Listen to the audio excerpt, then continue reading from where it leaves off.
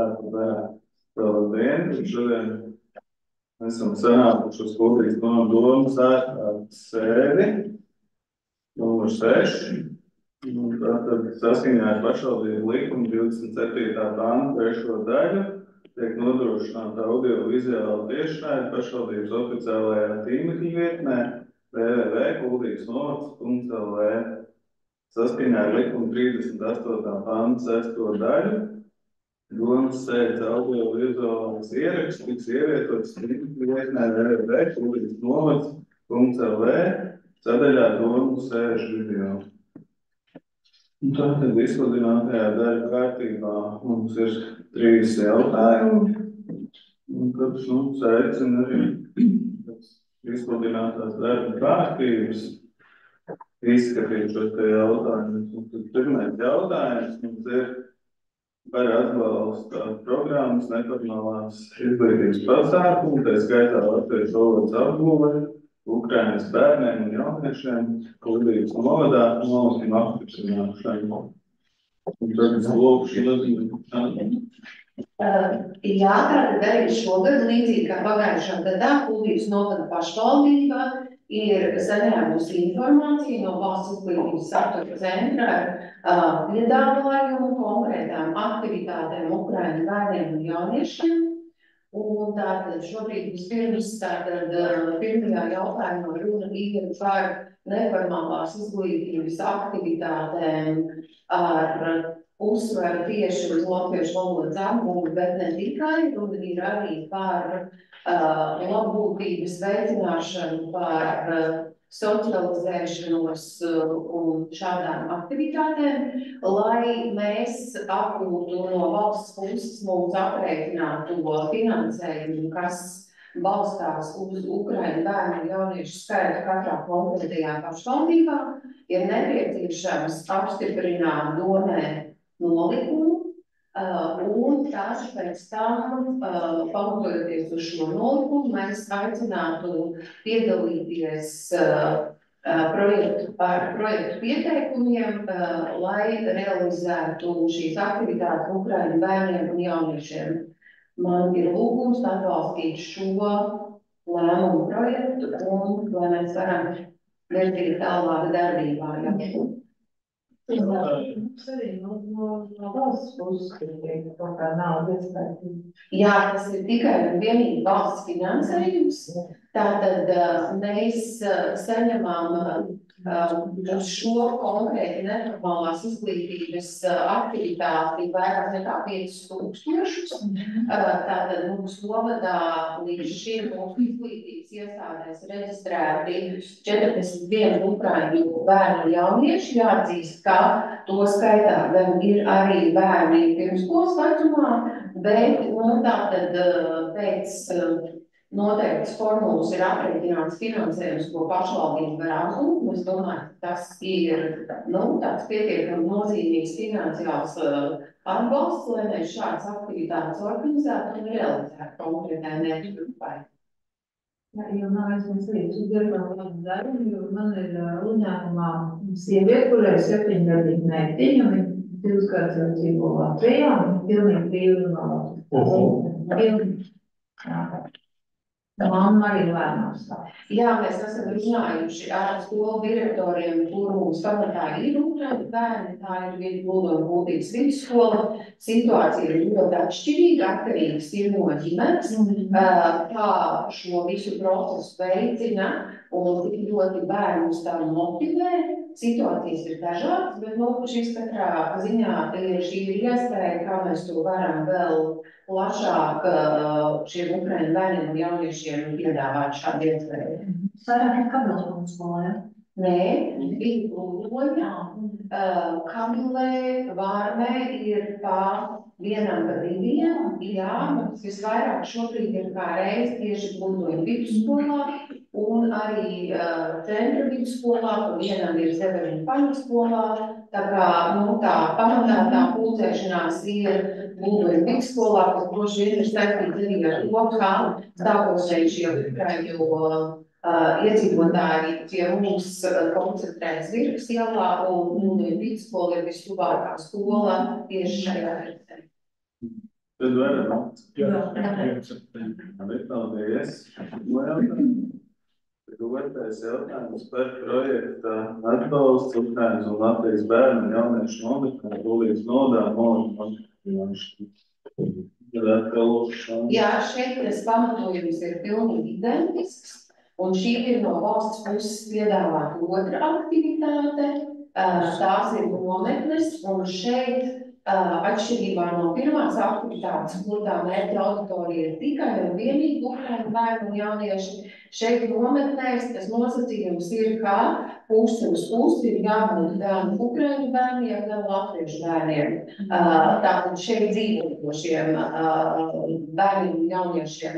Un tad, attiecīgi arī šis ir nolikums, pamatojoties uz kuru tātad tiks izsludināta pieteikšanās, lai iesniegtu projektu pieteikumus, un vēl kas svarīgi, ka tas realizēšanas laiks aktivitātēm nav tikai 3 vasaras mēneši, bet tas ir līdz pat novembrim. Kas arī mums vienkārši paplašina tās iespējas, lai mēs to realizētu. Pagājušajā arī tieši tā.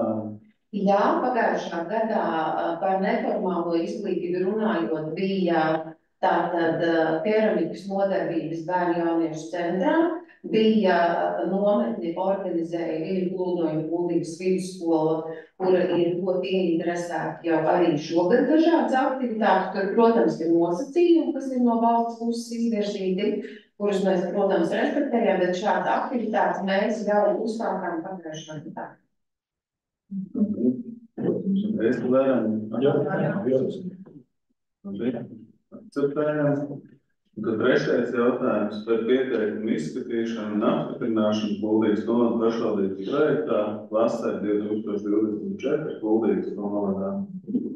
Tad es atbalstu. Jā, un šeit jau mēs esam soli tālāk priekšā, jo tātad, kā jūs atceraties, iepriekšējā domas sēdē tika stiprināts nolikums. Šobrīd ir beidzies 13.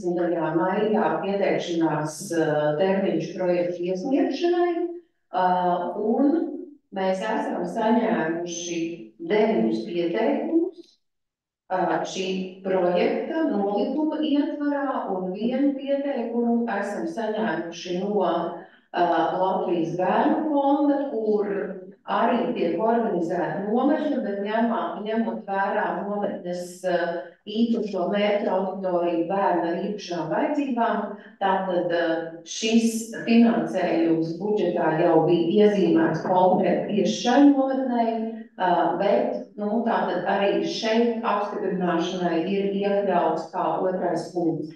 Tātad tādas laimīgas sagadīšanās mums šī situācijā nevienam no pieteicējiem nav jāatsaka, jo kā reiz budžetā bija plānots finansējums 9 nometnēm, katrai maksimums 1000 eiro, saņēmām 9 pieteikumus, visi pieteikumi atbilst nolikumam, un tātad ir lūgums atbalstīt šos pieteikumus, kā nolikums pārēdz no rītdienas 9:00 vienlaikus, tad sāktos pieteikšanās visās nometnēs, vēršoties pie nometnes vadītāji, kas šogad no jauna, tātad tā ir pavisam jauna nometne Brāļu Auzaru ratošā nometne, kur tātad tiek aicināti bērni no 7 līdz 18 gadiem jaunieši jau uz dažādām radošām aktivitātēm, kas mums iepriekš nav bijis. Un tad vēl arī nometne Kino vasara, kura plāno darboties Laišpils Muižā. Bet ir arī tādas tradicionālas nometnes, kā saistībā ar zirgiem, kas ļoti iecienīta, pieprasīta. Šogad jau ir 2 šāda veida nometnes, es zirgā un jogo.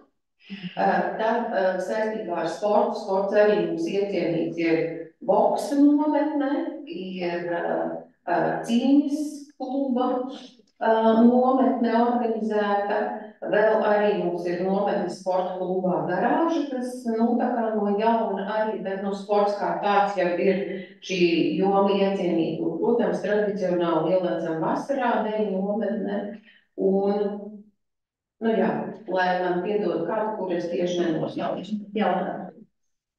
Vai ir Austrumgā kāds pieteikums uz fondā? Alsungā ir tātad konkrēti šī nometne boks kā tavs izaicinājums un arī tieši grozā. Tā vieta ir Austrums pamatsskolas ēka, vienu organizē biedrības Spēks un Dāle un otru organizē biedrība boks klubs Spēkjoks. Skrundā šobrīd nav man informācijas tieši konkrēti skrundā te, tātad, ja mēs runājam par laukiem, tad šī ar zirgiem saistītās aktivitātes ir Snēpels pagastā, tātad šī kīno vasara Laidu pilsmuižā. Cik pilsētu? Šobrīd par sporta klubu garāžu. Tad šī cīnītāja gars un dēļ nometne, kas ir fitnes centrā, fitnes un šoku klubs Dzirnava ielā 13. Kā jau es teiktu, no jauna šī brāļu Aldāņu radošā nometne tiek organizēta nevis Kuldīgas novadā, kā konkrētā norise, bet Vārnas pagastā vienas mājās Saules vidulā. Nu, jā, tāds ļoti bagātīgs, tas piedāvājums šogad nav. Tāds konsultācija centrs neiesniedz? Nē, tiešām šeit viss, kas ir iesniegts, ir arī. Jūs sarakstā minējāt sporta klubs garāžu, kura ir no tā visam? Pat pirmā vasaras dzīvojuma paradīze. Un tie, kas ir prasījuši 945, viņi tā ir prasījuši? Jā, tur tieši kā reiz arī tā summa nebija 1000, bet projekta pieteikumā vajadzīgais finansējums, jo pašvaldības bija 945 eiro. Man jāsājās, vai šī summa izskatās, vai nometnē nepieciešama, tur arī viņi kaut kāds finansējums. Tātad nosacījumi bija tādi, kā tas ir pašvaldības līdzfinansējums. Pamatā visās nometnēs vēl ir plānots arī vecāku līdzfinansējums, lielāks vai mazāks, un arī ir ieguldījums no pašiem nometņu organizētājiem, vai tā ir biedrība vai klubi. Tātad arī no viņiem ir līdzfinansējums, bet tur tās proporcijas ir atšķirīgas. Un jāpiezīmē, kā arī vecākiem šogad tās līdzmaksājums, tās summas kļūst ar vien lielākas. Tur ir runa gan par ēdināšanu, gan arī nometņu organizētāji vēlēs vēl dažādus citus izdevumus un tās summas aug. Vienkārši varbūt nākamā reize ar mani pielu pamarīt, bet man ir Labi, ņemšu vērā. Tātad mūsu nosacījums ir no 15 līdz 25 bērniem un jauniešiem, bet, piemēram, šajā nometnē, kur ir, es jau pieminu, brāļu Alzēna radošā nometne, viņi izpilda šos nolikumu nosacījumus attiecībā uz Kuldīgas novada bērniem, kuri dzīvo vai mācās, bet viņu kopīgi tā aktivitāte vēl no citām pašvaldībām viņi organizē plašāku to nometni kā tādu. Bet tas optimālais bērnu skaits, ko mēs minam nolikumā, tieši attiecībā uz mūsu bērniem no 15 līdz 25 bērni. Kolosā. Mēs viņš runājam, sanāk kaut kādu 50 nedēļas vienu bērnu vispār, ja viņi nepieliek klāt, viņi nevar to izdarīt. Fantastiski, jā, atbalsts. Tu varam akceptēt, ja? Jo, fantastiski. Ja paldies, tas akceptējām, to es pirmā, tad sākāt ceļu, un sēdes lēmumi ir izskatīti, un